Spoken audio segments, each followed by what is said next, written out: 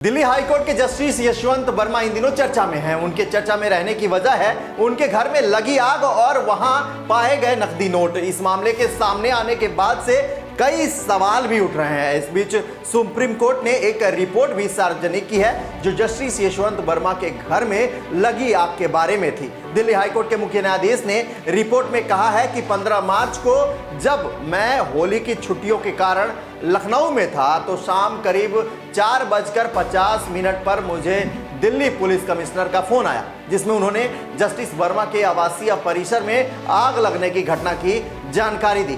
आइए बताते हैं रिपोर्ट में आगे क्या कुछ बताया गया है। हाईकोर्ट के चीफ जस्टिस उपाध्याय ने रिपोर्ट में सीजेआई को विस्तृत जानकारी दी है और कहा है कि इस मामले में आगे और जांच की जरूरत है। रिपोर्ट में कहा गया है कि इसके बाद मैंने उसी शाम आपसे बात भी की थी और आपसे निर्देश पर दिल्ली पुलिस कमिश्नर से अनुरोध किया कि पता लगाएं कि पीसीआर कॉल किस स्रोत से की गई थी। इसके साथ ही पुलिस कमिश्नर अरोड़ा से कुछ अन्य जानकारी भी मांगी गई, जिसके जवाब में पुलिस कमिश्नर ने 16 मार्च को बताया कि पीसीआर जज के निजी सचिव ने एक मोबाइल नंबर से की थी जो दिल्ली हाई कोर्ट के नाम पर रजिस्टर्ड है। यह भी बताया गया है कि फायर ब्रिगेड को अलग से सूचना नहीं दी गई। हालांकि पीसीआर ने संपर्क करने के बाद आग लगने की सूचना स्वतः ही दिल्ली फायर ब्रिगेड को भेज दी गई। पुलिस कमिश्नर ने यह भी बताया कि स्टोर रूम गार्ड रूम के बगल में है, जहां केंद्रीय रिजर्व पुलिस बल बटालियन 70F तैनात है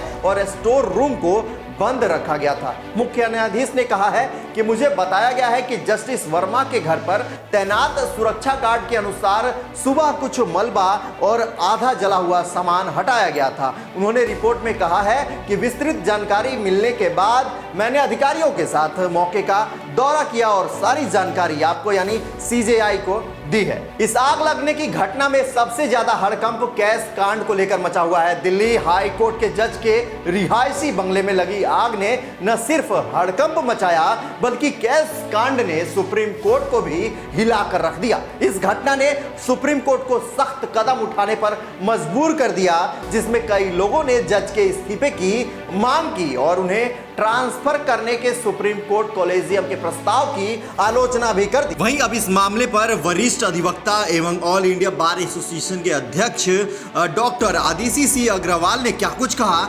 सुनिए।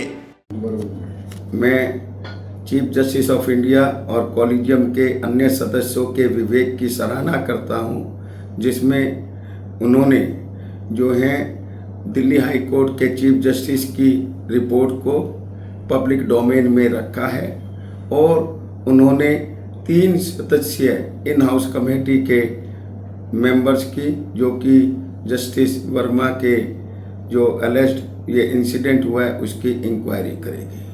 हमें इंक्वायरी की वेट करनी चाहिए और इस बात की भी मैं सराहना करता हूं कि जस्टिस वर्मा का जो बयान उन्होंने committee chief justice of Delhi high court को दिया है उसको भी रिलीज किया है, जिसमें उन्होंने कहा है कि आग लगने के वक्त वो ना ही फैमिली उनके सदस्य हाजिर थे और ये आग जो सर्वेंट क्वार्टर के साथ एक स्टोर रूम जो कि जहाँ बेकार की चीज़ें रखी जाती थी जो खुला रहता था, इसमें ताला नहीं लगता था और ये जो मनी है ये कोई स्कीम कोई उनको बदनाम करने की साजिश के तहत हुई है।